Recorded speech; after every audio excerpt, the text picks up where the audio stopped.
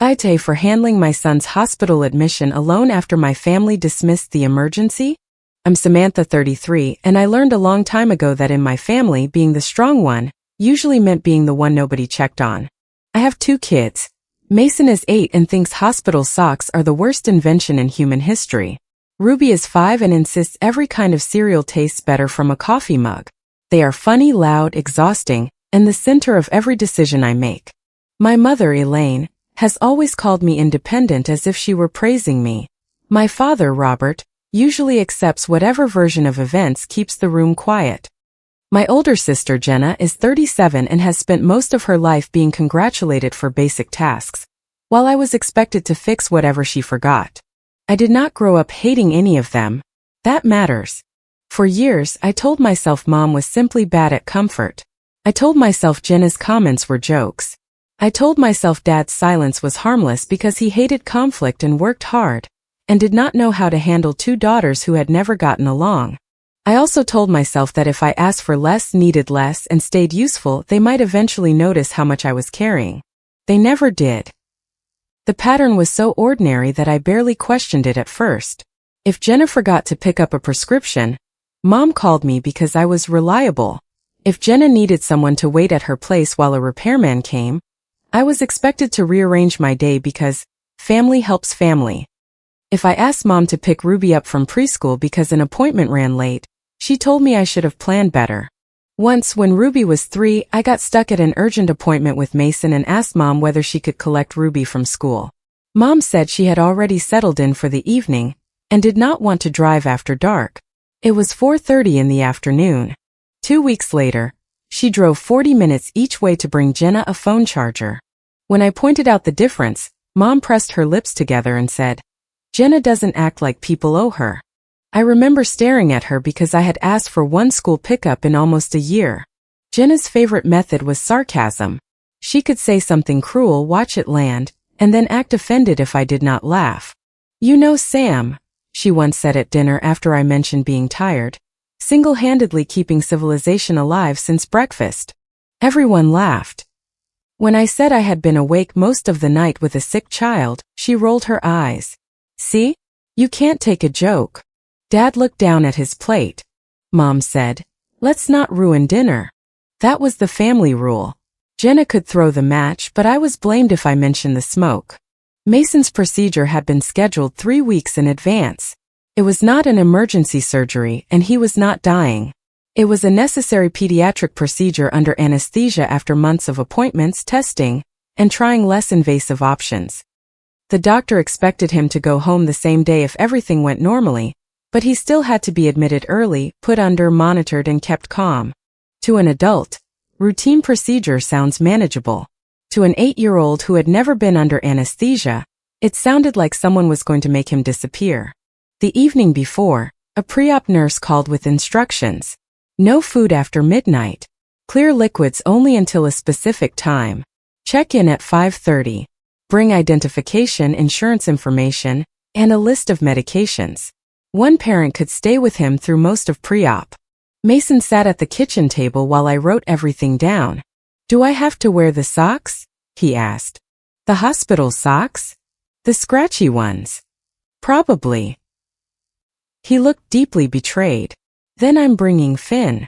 Finn was a stuffed shark with one flattened fin and a missing felt tooth. Mason had slept with him since kindergarten. "Finn can come," I said. Ruby was on the couch wearing pajama pants covered in stars.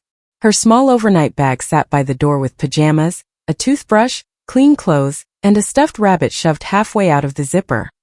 I had arranged for our regular sitter, Kara, to stay with Ruby overnight and take her to preschool in the morning. Kara had watched both kids for almost 2 years.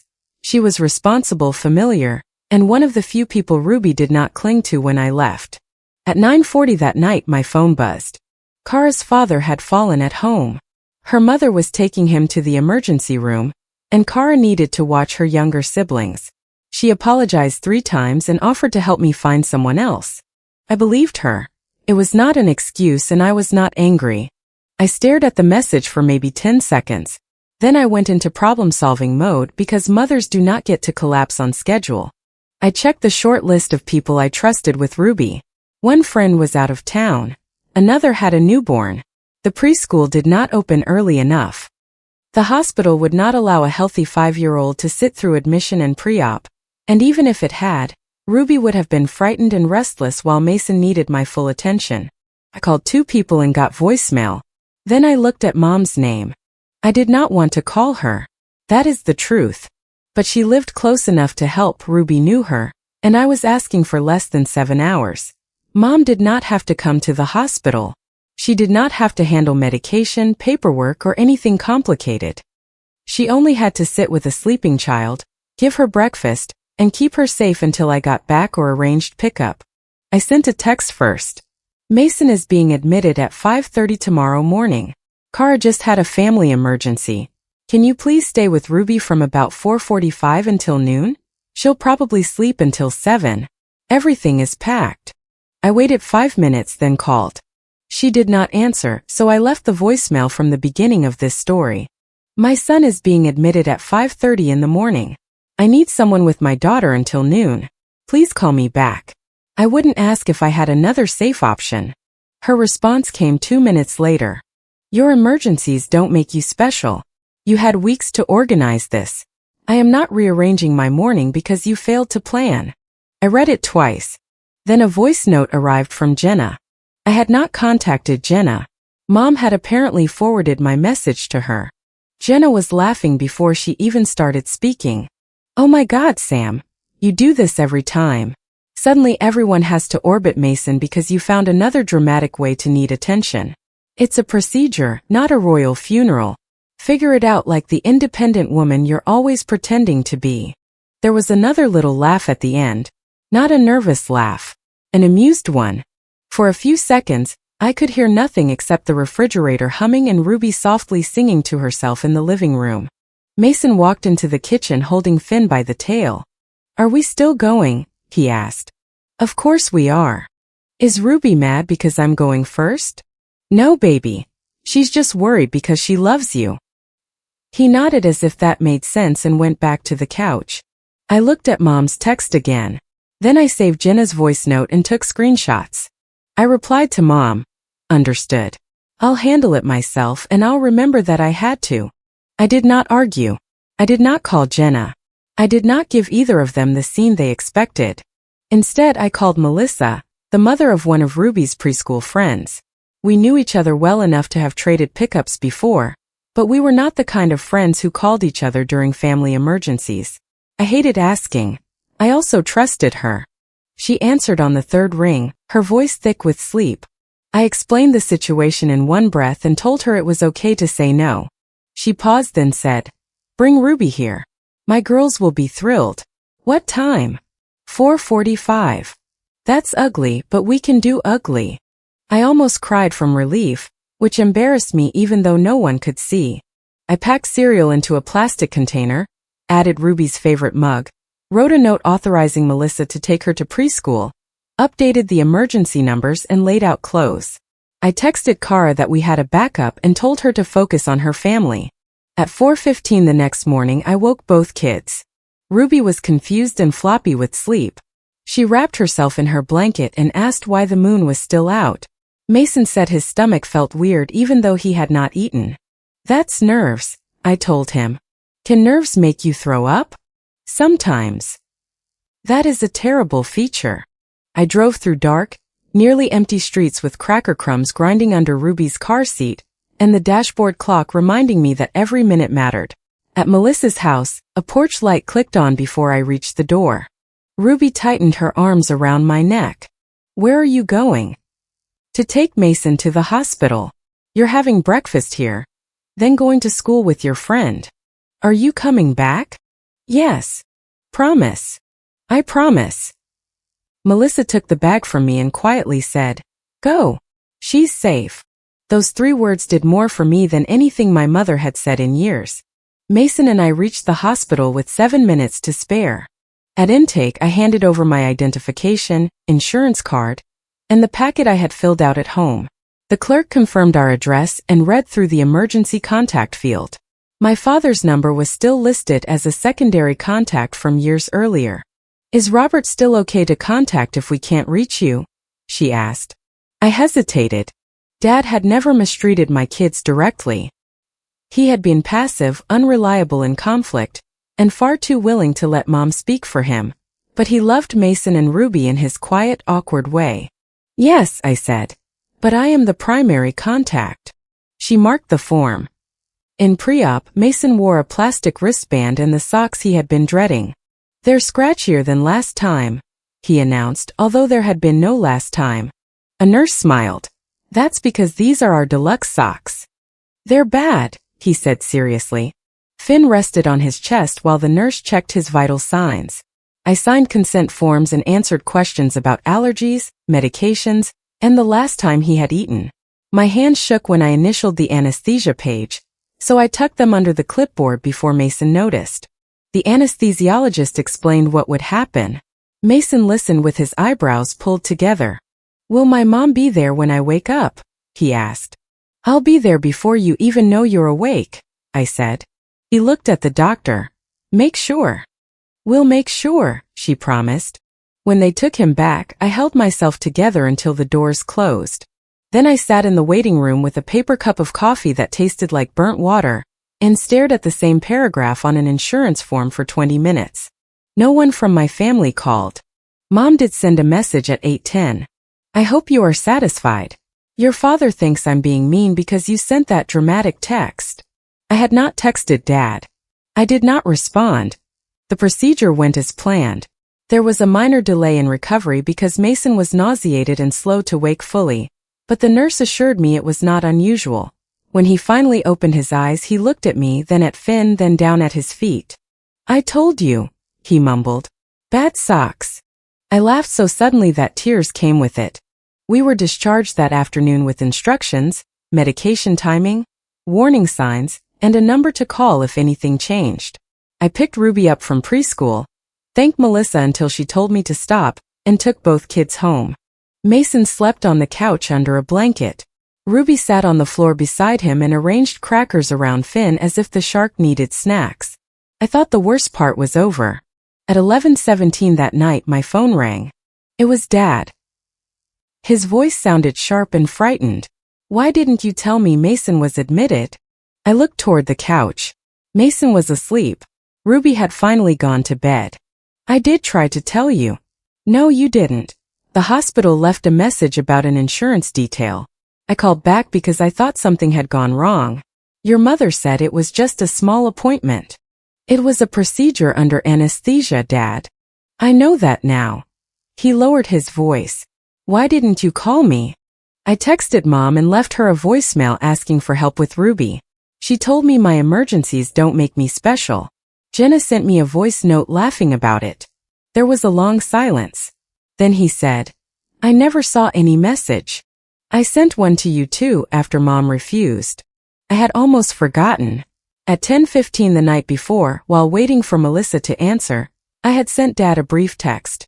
Mason's procedure is at 5:30. Sitter canceled. Mom refused to watch Ruby. I'm trying to find someone. Please call if you're awake. It had shown as delivered. Dad sounded genuinely confused. There's nothing here. Check your archived messages. Check whether my contact is muted. He fumbled with the phone while we stayed on the call. Dad is not helpless with technology, but Mom often takes over small things for him under the excuse that she is keeping life organized. After a minute, he said, Your notifications are off. Did you turn them off? No. Is the message there? Another pause. No. I felt something inside me go very still. Did Mom have your phone last night? She uses it sometimes when hers is charging. That's not what I asked. Yes, he said quietly. She had it. I did not accuse Mom then. I did not have proof she had deleted the message, only a clear reason to suspect it. Dad said, I didn't know you asked your mother. I swear I didn't know. I believe that you did not know, I said. But you also did not call me yourself before assuming her version was true. He exhaled. You're right. That was the first time I could remember him saying those words without adding an excuse. The next morning, Mom called while I was measuring Mason's medication. I let it go to voicemail. Her message was not about Mason's recovery. You had no right to let the hospital call your father and panic him. Medical offices should not be dragged into family disagreements. You always make everything sound worse than it is. I listened once, then saved it. I texted back. The hospital called the emergency contact on file. That is not a smear campaign. She responded immediately. You knew what would happen. That sentence bothered me. Not because it made sense. Because it did not. The hospital had called Dad about an insurance question. I had not instructed anyone to contact him, and I had not used hospital staff to expose my mother. Yet she sounded less concerned about why Dad had been contacted than about the fact that he now knew Mason's procedure was real. For the next few days I focused on Mason. He was sore, tired, and offended by every food suggestion I made. Ruby wanted constant reassurance that he was not going back to the hospital. I kept medication notes on the counter, slept lightly, and tried to return our routine to normal. Mom sent 2 vague texts about how families should not keep score. Jenna sent a meme about overprotective mothers. I ignored both. For days after the procedure, cousin Leah messaged me. Leah and I were friendly but not especially close. She was the type who avoided conflict by saying she did not want to get in the middle, usually while standing directly in the middle. Her message read, I don't want to start anything, but did the money for Mason help with the deductible? Elaine said bills were coming fast. I stared at the screen. Then I typed, what money? The typing bubble appeared, disappeared, then appeared again. Finally she wrote, the family collection. For the procedure. I checked my bank account even though I knew there was nothing unusual. Then I checked the hospital portal. No outside payments. No credits. No pending adjustments beyond insurance. Called Leah. She answered with, I'm not trying to create drama. I'm not asking you to create anything. I'm asking what you sent and to whom. She hesitated. Your mom shared a private fundraiser link. She said you were too proud to ask directly, and that she was coordinating support for Mason's expenses. How much did you send? 200. To the fundraiser? 100 through the page and another 100 to Elaine because she said the platform fee was high. My hand tightened around the phone. Did the fundraiser use my name? It used Mason's first name and a picture from last Thanksgiving. You were in the edge of it, but mostly cropped out. I closed my eyes. Send me screenshots. Please do not warn Mom that we spoke. Leah went quiet. I don't like secrets, she said. Neither do I. That's why I'm asking for proof. She sighed. Okay. The screenshots arrived 5 minutes later. The fundraiser was not public in the sense of being searchable by strangers. It had been circulated privately among relatives and a few longtime family friends. The description said Mason needed a procedure, and that I was overwhelmed and too proud to ask for help. It said Elaine was coordinating expenses so I could focus on my children. There was a line about how I had always struggled to accept family support. I had never seen it. I had never authorized it. I had never received $1. A payment handle was listed under Mom's name. Another belonged to Jenna. The picture of Mason showed him smiling with a paper crown at Thanksgiving dinner. I felt sick. The same people who had refused to watch Ruby for a few hours had used my son's face to collect money and praise. I called the hospital billing office and explained that I needed written confirmation of payments on Mason's account. The representative could not discuss other people's private accounts, but she could confirm what had been credited to Mason's bill and from whom. Later that day, I received an email stating that no payment had been received from Elaine, Jenna, or any family fundraiser. I saved it as a PDF and printed a copy. Then I started making calls. Not accusations. Questions. I asked Uncle Paul whether he had seen a fundraiser for Mason. He said Mom had texted him the link and told him not to contact me because I was embarrassed. How much did you send? I asked. 300. It said medical costs. Do you still have the receipt? Yes. Please send it. He did. Another aunt had sent $150 through Venmo with the note for Mason. A family friend had sent $75. Leah forwarded a screenshot of the fundraiser total before it disappeared from her view. It was not a fortune, but it was well into the thousands. That made it worse in a way. It was small enough to be believable, private enough to avoid outside attention, and spread across people who trusted my mother. One relative sent me a screenshot of a message from Mom that said, "Samantha is having trouble coping, so please send everything through me. She gets defensive when people ask questions." Another had a text from Jenna saying, "We're trying to help without making Sam turn it into a whole thing." I sat at my kitchen table after the kids went to bed and organized everything by date. First, the pre-op call. Then Kara's cancellation. Then my request to Mom. Mom's refusal. Jenna's voice note. My message to Dad. The hospital call log. Dad's text the next morning. "I didn't know you asked your mother." I swear I didn't know. The fundraiser screenshots. Donation confirmations. The billing office email. I transcribed Jenna's voice note word for word because I did not want to play her laugh at the table if this went where I suspected it would go. At the top of one page I wrote a single question. Where did Mason's money go? I was not building a rumor. I was building a record. Dad came over 2 days later. I made sure the children were in another room. Mason was building something with blocks, and Ruby was coloring beside him. Dad sat at the kitchen table and looked 10 years older than he had the week before. "I checked my phone account," he said. "Your message was received. But it is not on the phone." "No." "And my contact was muted." "Yes." "Did you ask Mom?" "She said she was trying to keep me from getting upset over something you had handled." I almost laughed, but there was nothing funny about it. "She deleted a message about your grandson's hospital admission. She says she did not delete it. She says she cleared notifications. A text does not vanish because you clear a notification." He rubbed both hands over his face. "I know. Do you?" His hands dropped. "I thought she was just keeping things calm. She kept you comfortable. There is a difference." He looked toward the living room, where Mason was explaining block architecture to Ruby. "I should have called you myself," he said. "Yes. I believed quiet meant fine. Quiet meant I had stopped expecting help." He nodded. "I was wrong." I showed him the fundraiser. He read the description twice. His face changed slowly, first confusion, then disbelief, then something close to shame. "I didn't know about this," he said. "I believe you. Your mother said she was collecting a little money for meals. She told relatives it was for medical expenses." He looked at the donation screenshots. "Did you get any of it?" "No." "Did the hospital?" I placed the billing confirmation in front of him. He read it and went silent. Then I showed him a screenshot Leah had forwarded that morning. It showed Elaine transferring $800 to Jenna 3 days after the fundraiser circulated. The memo read, "Family support." Jenna had not bought groceries for me. She had not watched Ruby.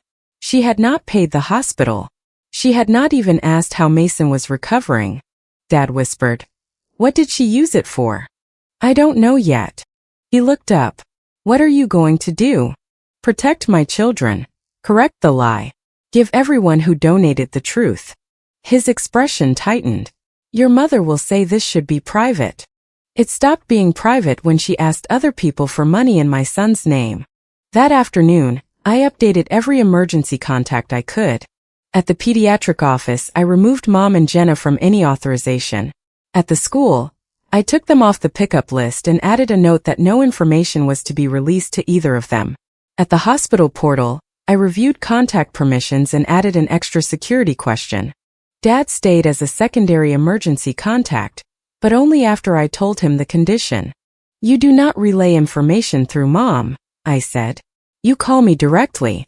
If she uses your phone, that is your responsibility to fix." "I understand. If I find out she has access to messages about the kids again, I remove you too." "I understand," he repeated. He did not argue, which was the only reason I left him listed. Mom called me that evening. Her voice was soft and injured.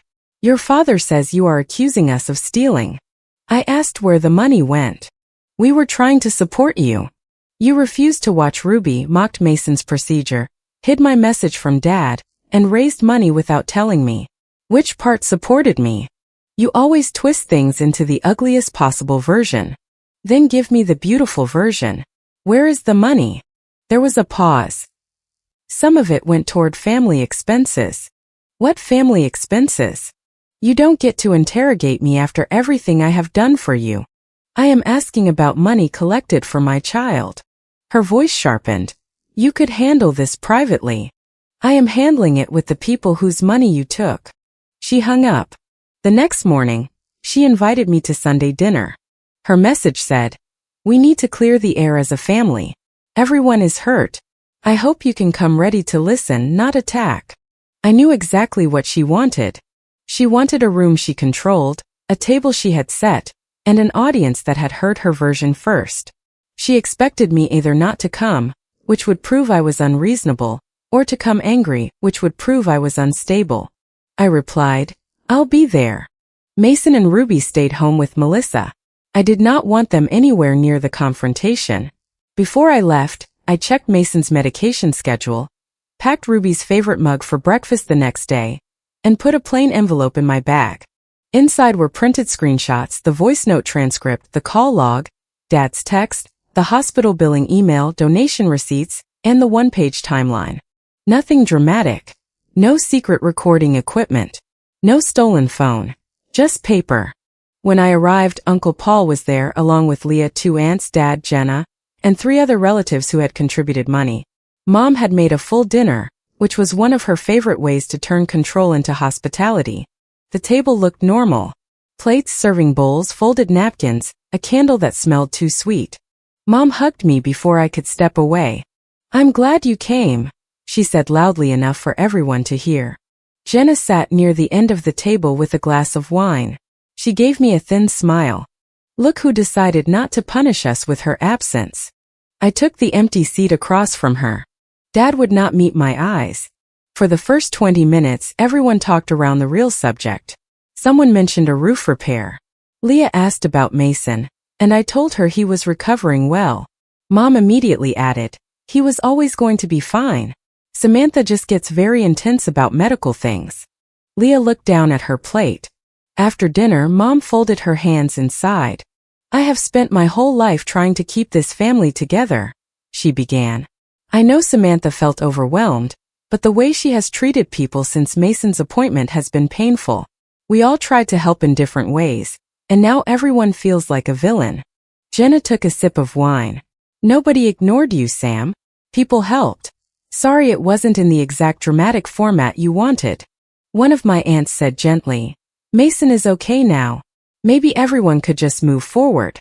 Another relative nodded. "Your mother was trying to organize support." Mom pressed a hand to her chest. "Thank you. That is all I did. I waited." Jenna smirked. "You should be grateful, honestly." "That is an interesting sentence," I said. She rolled her eyes. "Here we go." Mom turned to the others. "This is what I mean. Every conversation becomes an accusation." I reached into my bag and set the plain envelope on the table. The room quieted. "I did not come here to discuss whether I was emotional enough, grateful enough, or easy enough for this family," I said. "I came because my son was never the problem. The lie was." Jenna gave a short laugh. "What lie?" I opened the envelope. First, I put Mom's refusal text on the table. On the night before Mason's procedure, I asked Mom to watch Ruby until noon because my sitter had a legitimate family emergency. This was her answer. Leah picked up the page and read it. Mom said, "That was taken out of context." I placed Jenna's voice note transcript beside it. This is the message Jenna sent after Mom forwarded my private request to her. Jenna's face changed. "You transcribed me?" "I did not want to replay you laughing about Mason's procedure." She leaned forward. "It was a joke." "No, it was evidence." I placed the call log in Dad's text next. Dad did not know Mason was being admitted. My message to him disappeared, and my notifications were muted on his phone after Mom had access to it. Dad finally looked at Mom. "Did you delete her message?" he asked. Mom's posture stiffened. "I was trying to keep you from panicking over something she had already handled." "That is not an answer," Uncle Paul said. Mom looked at him as if he had betrayed her merely by speaking. I continued. This is the fundraiser screenshot. It says I was too proud to ask for help and that Mom was coordinating medical expenses for Mason. I did not create it. I did not authorize it. I did not know it existed. The room shifted. One of my aunts put down her fork. Elaine, you said Samantha knew. Mom shook her head quickly. I said she was overwhelmed. You said she knew, the aunt repeated. I placed the hospital billing confirmation in the center of the table. This is written confirmation that the hospital received no payment from Mom, Jenna, or the fundraiser. Then came the donation screenshots. For Mason. Hope this helps with the deductible. Sending love for the procedure. The notes looked worse on paper than they had on my screen. Finally, I placed the screenshot of Mom's transfer to Jenna on the table. $800 went to Jenna 3 days after the collection. It was labeled family support. Jenna's smirk disappeared. That was for errands. What errands? I asked. Things Mom needed. Name one. She glanced at Mom.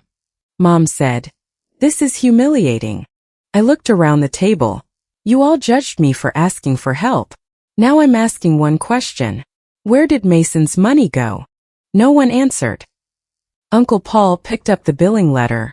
Then the fundraiser screenshot. His face was red, but his voice stayed calm. Is any of this fake? He asked. Mom stared at him. Elaine, he said. Is any of this fake? She folded her arms. Facts without context can be very misleading.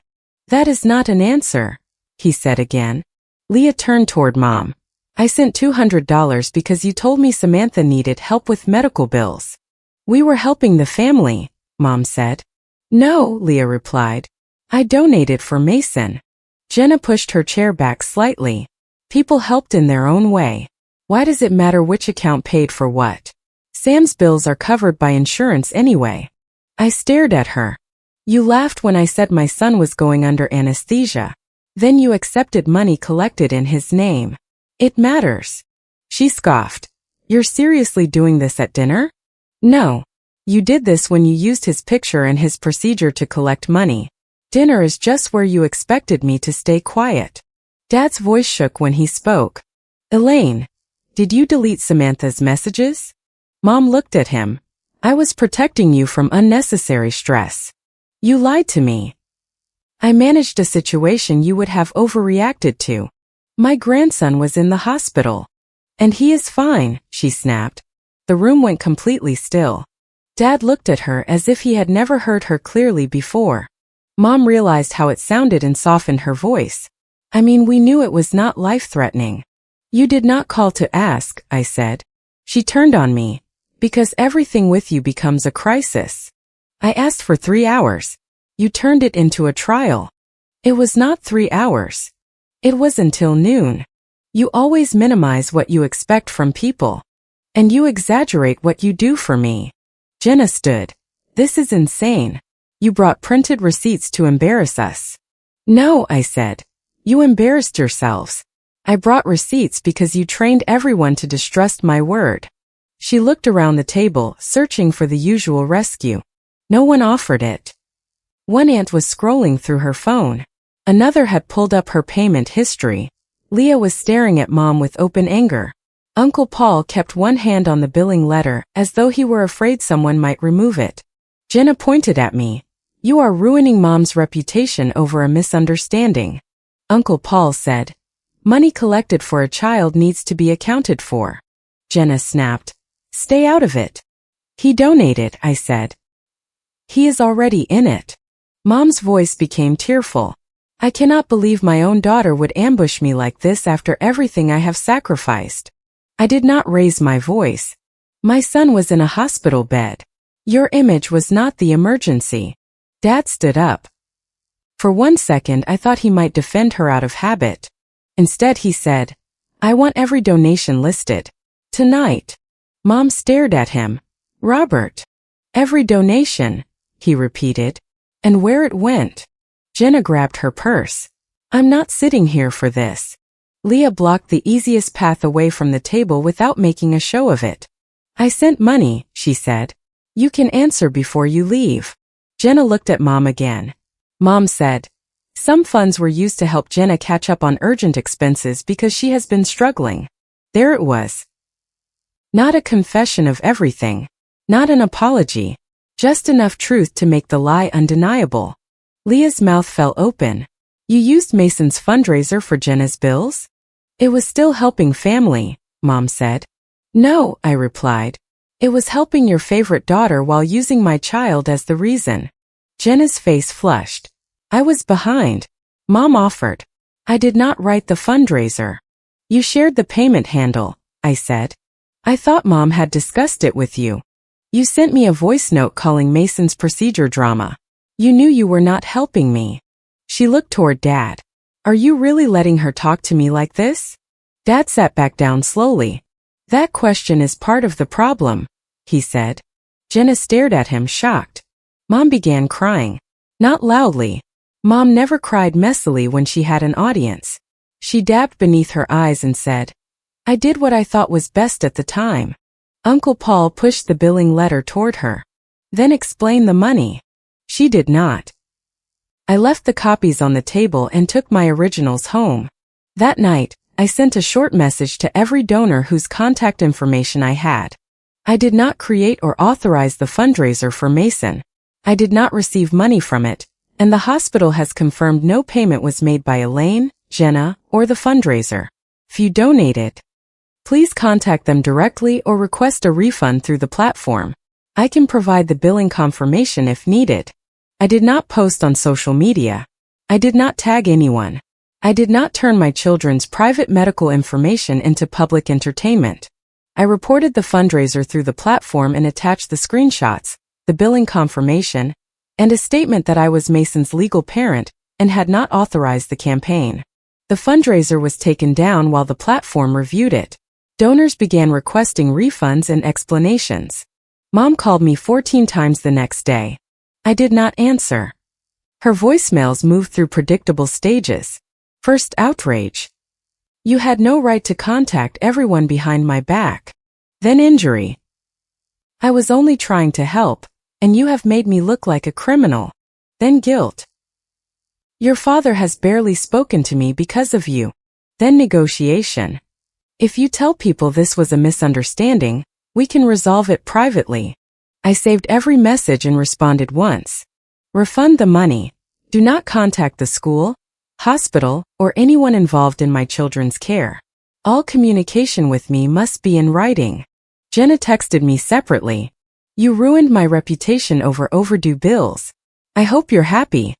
I replied. You laughed when my son was in pre-op. Your reputation is not my emergency. Then I blocked her. The financial aftermath was not dramatic in a movie sense. No police kicked down doors. No reporter showed up. It was smaller and more personal, which made it harder for Mom and Jenna to escape. Relatives who had trusted them wanted exact numbers. Some requested refunds through the platform. Others demanded direct repayment. Uncle Paul sent Mom a simple spreadsheet of every donation people had disclosed and asked her to account for each one. Jenna admitted she had used the $800 for overdue utilities, a credit card payment, and part of a car repair. She insisted Mom had told her the money was available for family support. That did not save her. She had helped circulate the fundraiser and had used Mason's procedure to encourage donations. Several relatives stopped giving her money altogether.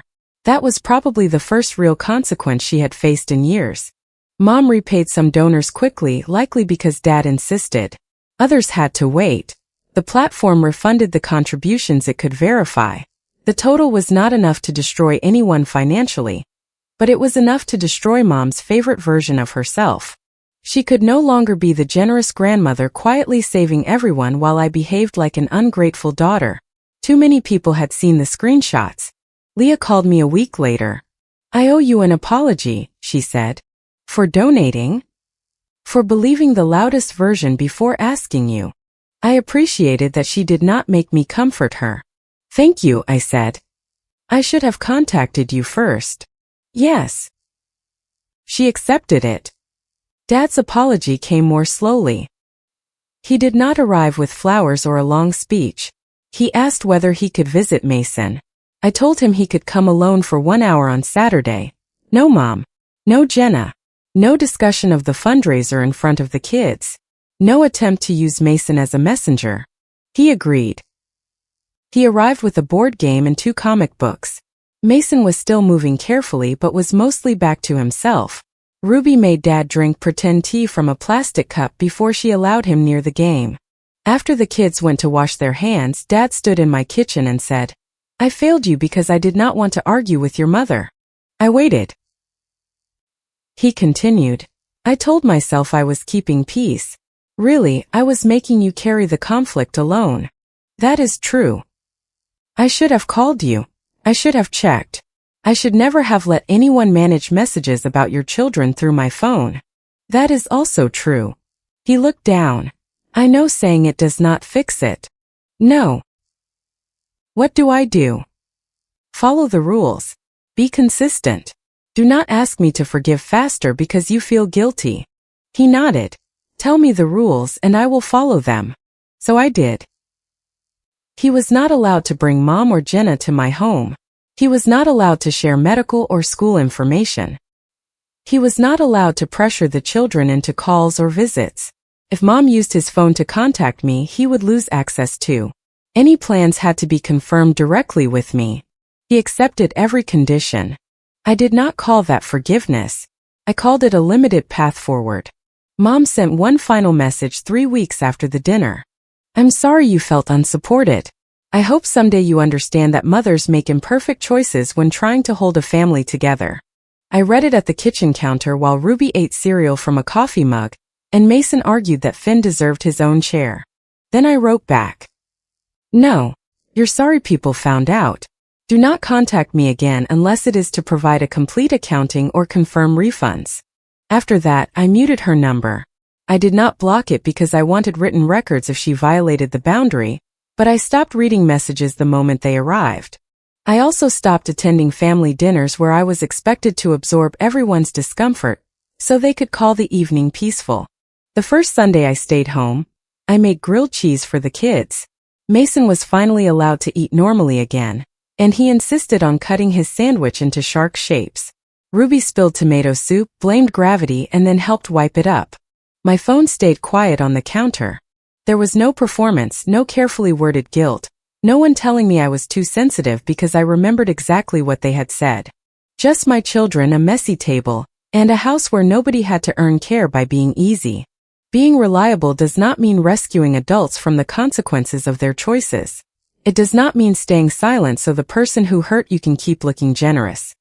It means showing up for the people who actually depend on you and protecting them when someone tries to turn their pain into a prop. I did not expose my mother and sister to win a family fight. I exposed them because my son's pain was not a fundraising story they owned, and my silence was starting to look like permission.